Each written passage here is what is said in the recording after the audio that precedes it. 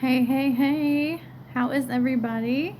I hope everyone is doing well. I'm doing good. I wanted to pop on today and we're going to do some more talking about narcissists. I've mentioned flying monkeys, so I want to explain what that is and how you might experience flying monkeys so that they don't come out of nowhere and surprise you or shock you.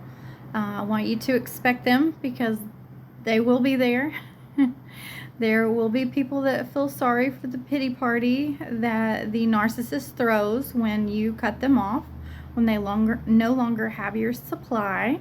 And yeah, I want you to be familiar with that and how it's going to occur, what it's going to look like, from what angles it may come at you, so that you're very much prepared for the flying monkeys. Now, flying monkeys is a reference to the Wizard of Oz, how the Wicked Witch had the flying monkeys that she would send out whenever she needed dirty work done. So it's basically enablers, people that enable narcissists to make them think that they are the victim. They buy into their pity party story.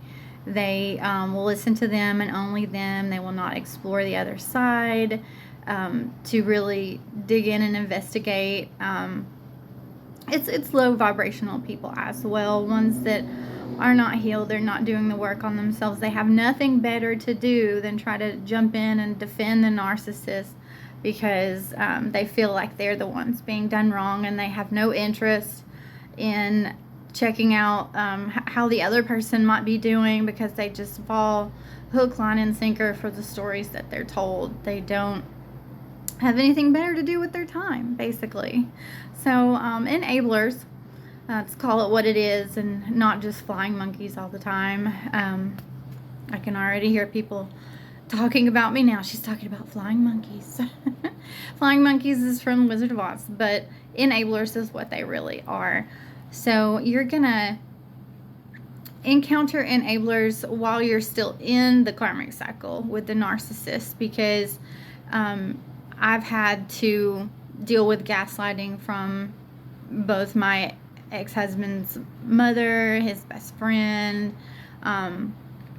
his sister now, was both of his sisters, but I think one of them is seeing the light, hopefully. I have hope for all of them. I want the best for all of them, but until the mask completely falls off, or they do work on themselves enough to start to see that it's not adding up, things aren't adding up, they're not making sense, they're going to stay all in for the narcissist.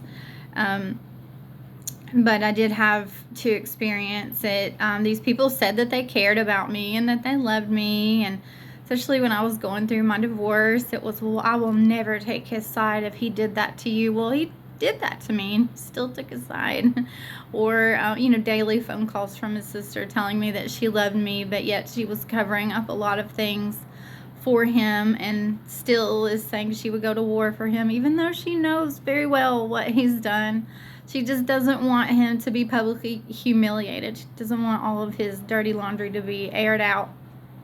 So they make up things about me and defame my character instead. That's much better, right? But I used to come home after cleaning an office and a house with my ex's mother, and I would talk to her about finding hair clips and earrings and stuff like that that were not mine in my house after I had been gone, and she would claim that they were her granddaughters, that she had brought her granddaughter over and that was hers, and she would cover up for him like that. And I've mentioned giving him money behind my back, and also covering up for him when he wasn't where he said that he was supposed to be. Oh, well, I picked him up and I took him here, even though she did not. She did not pick him up, take him to work. He wasn't at work like he said he was. I already knew that, but she would cover for him like that. When he was cheating, my house was vandalized, and I started to notice that things were different after we had gone away for a trip and came back. Like someone had tried to cover him up. This was another way that they tried to call me crazy, that I was seeing things, even though I had recently painted the whole house and redone the whole house with custom colors, and things were just not as Um, not as we left them, but then his best friend, I had confronted my ex-husband about it, and he ran off and disappeared. I had thrown him out, and he went to Nashville for a week to be with his best friend, and then his best friend tried to convince me that the things that were in the house that I was noticing were different had always been there. Well, how do you know? You don't live in my house. You don't know what's always been there. But he was being a flying monkey, trying to convince me that what I was seeing was not what I was seeing. And then when they couldn't convince me of that, it was, well, you're seeing things that aren't really there. You're crazy. So the gaslighting will come from all angles for the narcissists and their enablers. All angles. So just expect it. It's gonna hit you out of nowhere sometimes, because you won't expect the people that will be flying monkeys to enable them, but they really have a soft spot for the narcissist, and they're going to take their side no matter what. They don't want them to stumble and fall in the public eye. They might want to help them hold their life together so that things don't fall apart. Maybe save them money from divorce or child support or whatever might happen. If the truth comes out, they're going to be there tooth and nail to help them make it through it, and not you. So it's a lot of win-loss. They want to win at all costs. So whatever they have to tell you, whatever they have to do, it's going to be done to help them make it through and come out a winner, even though they've done someone dirty. I've experienced a lot of different narcissists, so not just in my marriages. I seem to have bad luck with Pisces because I married two, and one was a narcissist, but not quite as bad as the other.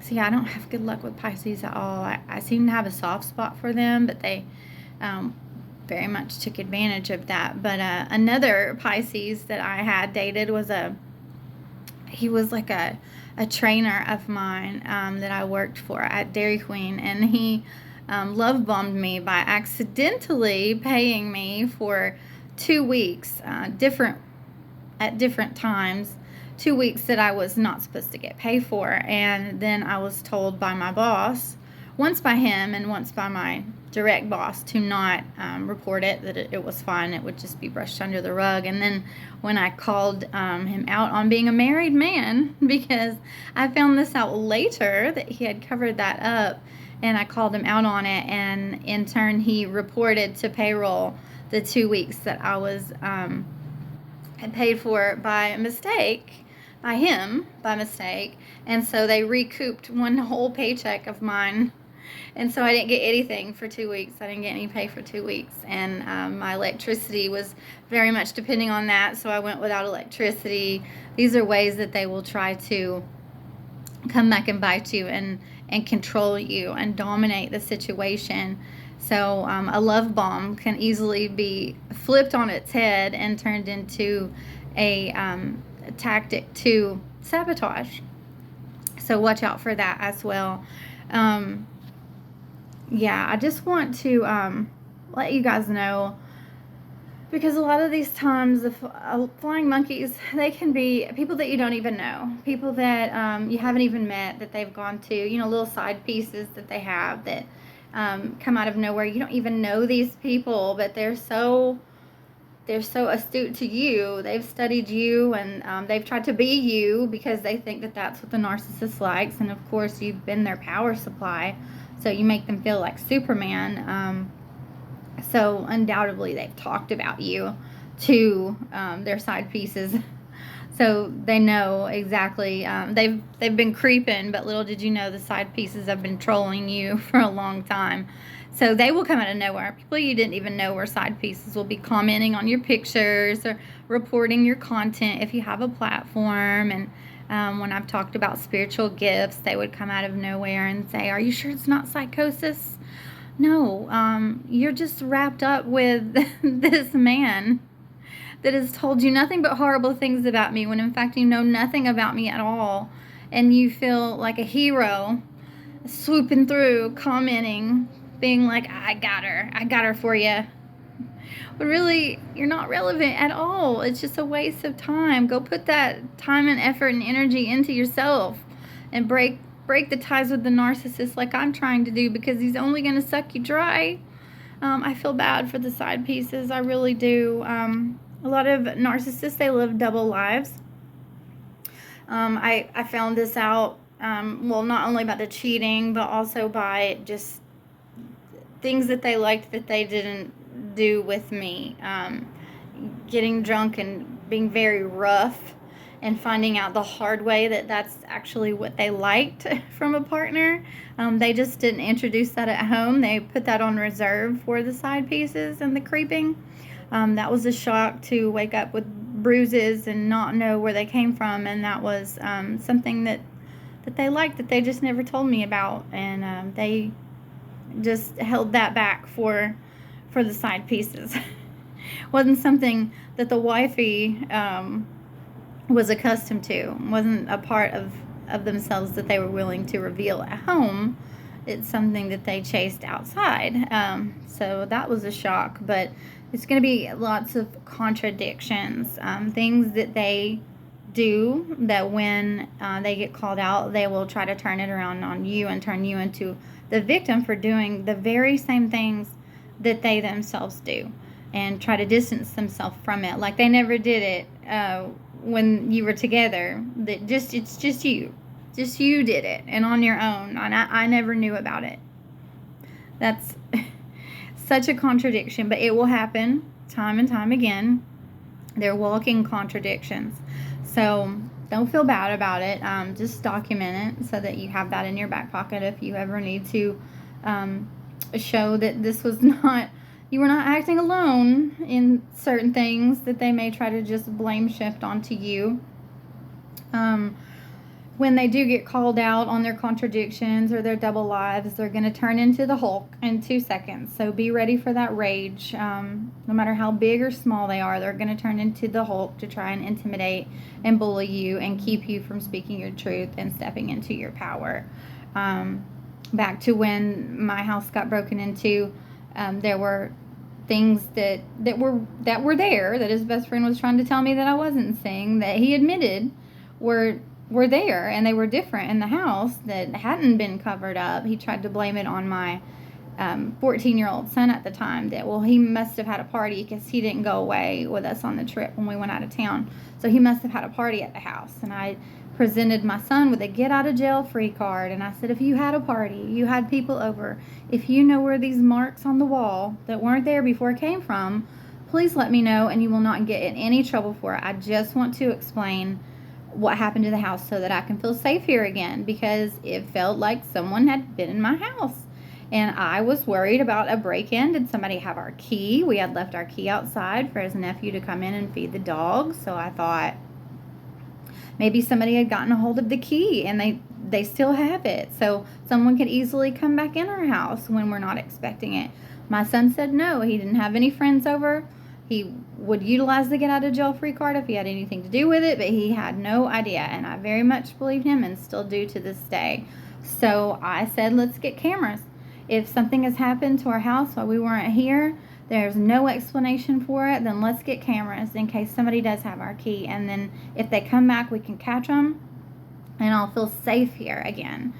As soon as I started installing the cameras, he immediately ran home from work and turned into the Hulk and tried to be a rager on me to not put cameras up to feel safe. He did not want anything in the house to be documented, whether it be how he was treating me or girls that he would sneak in and out. When I stopped doing cakes and got a job at the pizza place down the street, my son would tell me the next morning that Daddy kissed a girl on the couch. So he was having girls in the house around my son, doing things in front of them that he thought my son would never verbalize to me. But he spoke very well at a young age, and like I've mentioned several times before, we have an incredible bond, and he tells me everything. So, and shout out to Colin. It's his first day of 5th grade today, and I miss him and I love him, and I wish that I could be there for that special day. There'll be many more special days. So Mom is very sorry that she's not there. I'll have to talk to him on Saturday and see how his day went. He's not a big fan of school right now. He hasn't been for a while, but hopefully he had a good day on his first day. Those are usually fun. Your first days are fun. So, let's see, what else do I have? I'm trying not to look at my notes as much because I feel like I'm getting a lot better at the flow of my videos. Yeah, I just had some things go on. I feel like his lawyer's a flying monkey right now because she's trying to rush me into signing some papers that haven't had the details finalized yet.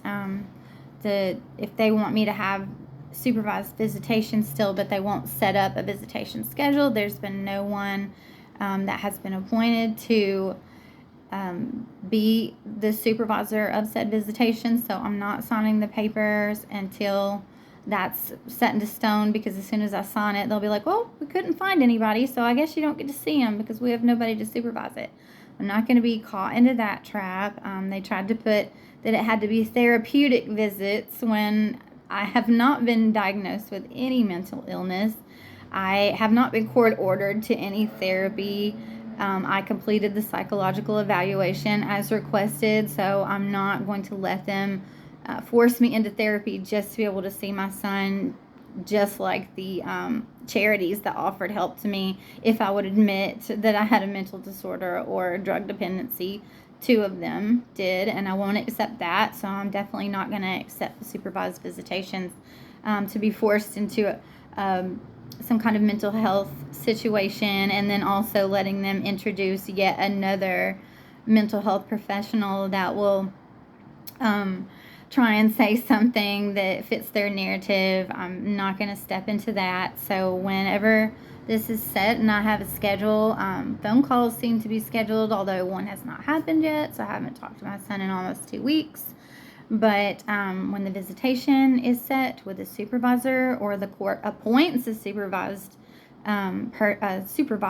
for the visits, then fine. But it seems like that's going to cost some money, and they know that me and my ex don't have the money to pay for that, but I still should get the time with my son, so I'm not going to be caught in that catch-22. Be careful for that, guys. Don't just sign anything. Make sure that every T is crossed, every I is dotted before you put your name on any contract of any sort. And remember that judges are elected officials, so make sure if justice is not being served in your situation that you call it out to their constituents, because they could end up in that situation easily, just like you are in that situation right now, and you want them to be very aware of how business is conducted in that courtroom when that judge is on the bench. It could easily be them, and I want everyone to know in this situation that if you've presented abuse, a few different kinds, and proof that what people are saying about you or things that you did are not true, and it goes ignored, and the agenda keeps getting pushed forward to villainize you, let constituents know that this is what's going on in the courtroom. Get media coverage if you need to, and let people know, because they will be up for re-election. So don't just let them bulldoze you and steamroll. You don't want to get railroaded. You have options. Use your voice. Speak up. Don't feel like you are powerless in any situation. We all have God on our side, and if you haven't done anything wrong and you have proof of said things, put it out there. You don't have to roll around in the mud with people to put them on blast and call public attention to situations. So use your voice. Another contradiction I had was my ex not having a job, but calling me financially unstable, and then asking me to pay for his attorney fees. How that's a contradiction. If I am financially unstable and I can't support our son if I have time with him, then how am I going to pay your attorney fees? You can't have it both ways. It's intellectually dishonest to suggest that, and definitely a contradiction. Also, I want to reiterate along with documenting, go to the police if you're stalked, if people are raging on you. Turn the camera on them. Tell your children to turn the camera on them. I don't want anybody to feel helpless. I want everybody to take their power back. We are not helpless individuals when it comes to narcissists. A lot of times they've gotten away with it for years and years and years, and it has just reinforced that domination that they think that they possess, but it's all a facade. Rip that mask off, document it, tell your story. Don't let anyone interfere with telling your story. We have freedom of speech in America. I do have some viewers in the UK and Canada. I'm not sure about the laws there, but Tennessee is